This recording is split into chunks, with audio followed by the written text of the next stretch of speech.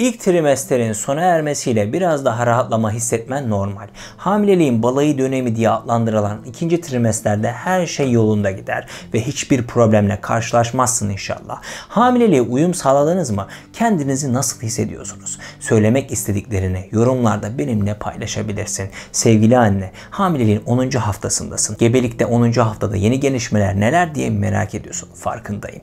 Bakalım 10. hafta gebelikte seni ve bebeğini neler bekliyor? Şimdi videoya geçelim.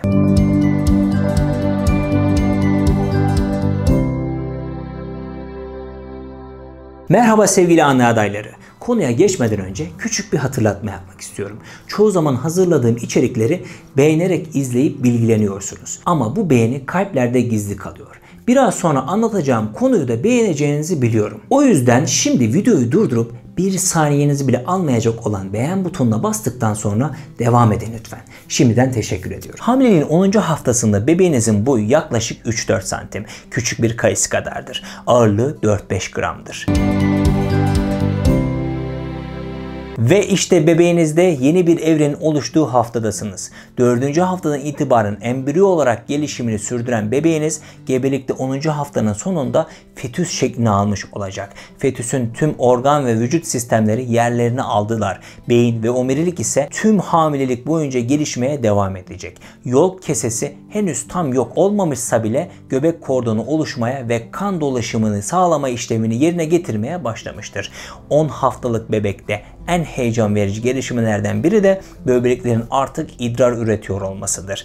Bebeğinizin beyni şaşırtıcı bir şekilde gelişimini sürdürür. Gelişen beyne yer açmak için baş kısmı büyümeye devam ediyor.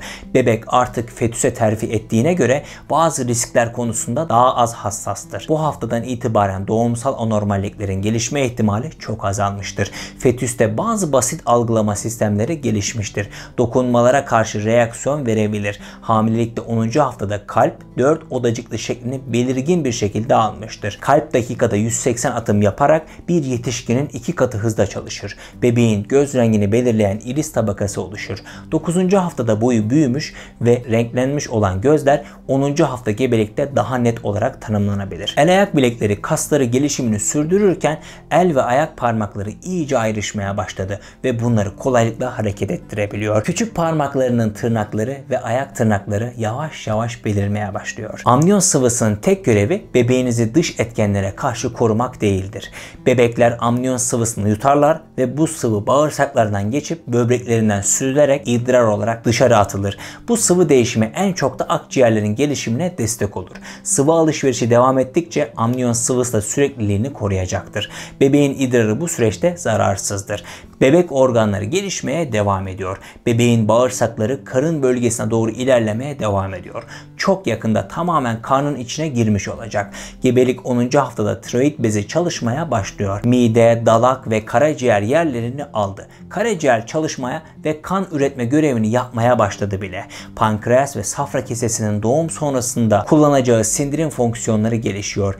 İlk kalıcı diş tomurcukları çene kemiklerinin içinde oluşmaya başladı. Bebek ağzını açıp dilini hareket ettirebilir. 10 haftalık gebelikte bebeğin genital organları daha da belirginleşmeye başlar. Bu hafta yapısı kız ve erkek bebekte aynı görünümde olmakla beraber 11. haftadan itibaren cinsel organları kız ve erkekte farklı olarak gelişmeye başlar.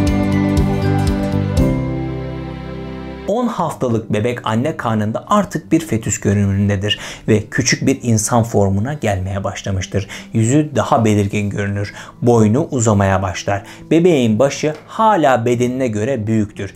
Bebeğin göbek kordonu ve plasentası rahatlıkla gözlenebilir. Embriyo halinden bu yana onu besleyen yol kesesi yok olma üzere küçülmeye devam eder.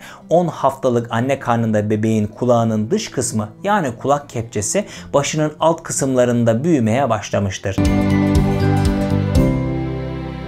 Bebek kollarını ve bacaklarını daha fazla hareket ettirebilir.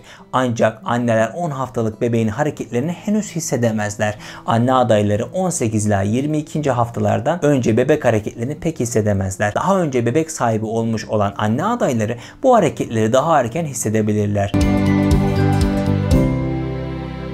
Hamilelikte 10. haftada rahmin boyu büyük bir portakal kadardır. Bu haftaya kadar değişimler yavaştı. 10 haftalık gebelikte karnın henüz ortaya çıkmamıştır. Hatta hamile olduğun hala belli olmayabilir.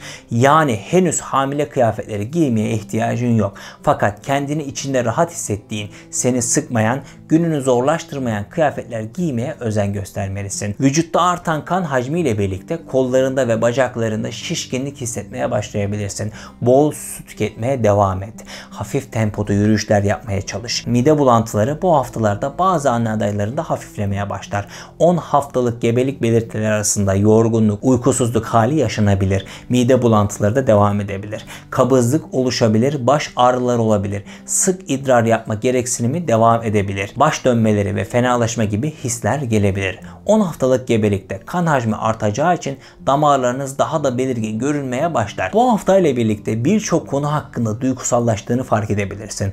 Karamsar olabilir, en ufacık şeyde ağlama isteği gelebilir veya hayallere dalabilirsin. Duygusal dalgalanmalar yaşaman çok normaldir. Hamilelik hayatı duygusal açıdan inişli çıkışlı hale getiren bir süreçtir.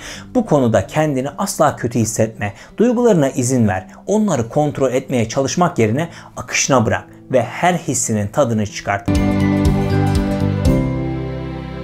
Doktorun tavsiyelerine mutlaka uymalısın ve onunla iletişim halinde olmalısın. Randevularının hepsine mutlaka git. Doktorların zaten sana ne sıklıkla kontrole gitmen gerektiğini söyleyecektir. Ancak kabaca şöyle özetlenebilir. 35. haftaya kadar ayda bir, 35. haftadan sonra 10 günlük veya haftalık kontroller şeklinde devam edebilir.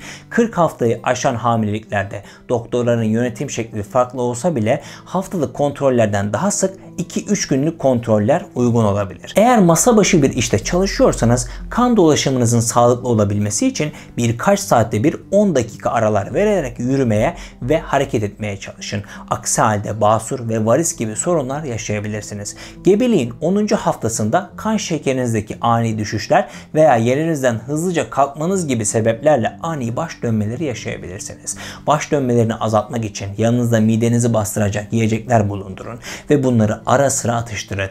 Aynı zamanda yerinizden kalkarken daha sakin ve dikkatli olun. Hamileliğin 10. haftasından itibaren hem hormonların hem de kan dolaşımında meydana gelen artış sebebiyle diş etlerinizde şişmeler ve kanamalar olabilir. Dişlerinizi düzenli fırçalamayı ihmal etmeyin. Hamilelikten önce kullanmadıysanız artık organik diş macunu kullanma zamanınız geldi. Az miktarda bile olsa florürün insan sağlığına olan olumsuz etkileri sebebiyle florürsüz diş macunları üretimi ve bu macunların eğilimi arttı. Doğumdan sonra da hem kendiniz hem de çocuğunuz için florürsüz diş bakım ürünlerini ve uygulamalarını tercih edin lütfen. Hamilelik boyunca dişlerinizle ilgili bir sorun yaşarsanız diş hekimine gitmeyi ihmal etmeyin. Çünkü artık günümüzde hamileler için güvenli şekilde röntgen çekimi ve diş tedavileri uygulanabilmektedir. Gebelikte 10. haftada memeleriniz yeterince büyüyeceği için kendinize rahat sütyenler alma zamanınız geldi. Çünkü memeler ilk 3 aylık dönemden sonra artık daha fazla büyüyemezler. Tabi ilerleyen dönemlerde aşırı kilo almazsanız. Balensiz emzirme sütyenlerinden tercih ederseniz bu sütyenleri doğum sonrasında kullanmaya devam edebilirsiniz. 10. hafta içinde her 1 dakikada 250.000 nöron üretiliyor. Yani bebeğin beyni hızla gelişiyor demiştik. Buradan yola çıktığımızda 10 haftalık hamile ne yemeli sorusunun cevaplarından bir tanesi beyin geliştiriciler oluyor. Beyin geliştiriciler olarak bilinen kolin ve DHA içeren besinler fetal gelişim sırasında tüketildiğinde bebeğin beyin hücrelerinin gelişimine yardımcı olur. Eğer hamilelik ve emzirme döneminde bu tür gıdalar tüketirsen bebeğinin bu beyin geliştiricileri almasına yardımcı olacaksın. Kolin ve DHA hangi besinlerde var diye merak ettiğini biliyoruz. Yumurta, et, ceviz, fındık, çilek, tam tahıllar, koyu yeşil yapraklı sebzeler, lahana, kabak, karnabahar bunlardan bazılarıdır. 10 haftalık gebelikte sağlıklı beslenmeye özen gösterin. Fazla kilo almamaya çalışın. Sağlıklı beslendiği halde çok kilo alan anne adayları doğumdan sonra daha hızlı kilo verirler. Anne adaylarının hamilelik boyunca düşük kilolu ise 15 ila 20, normal kilolu ise 13 ila 17,5,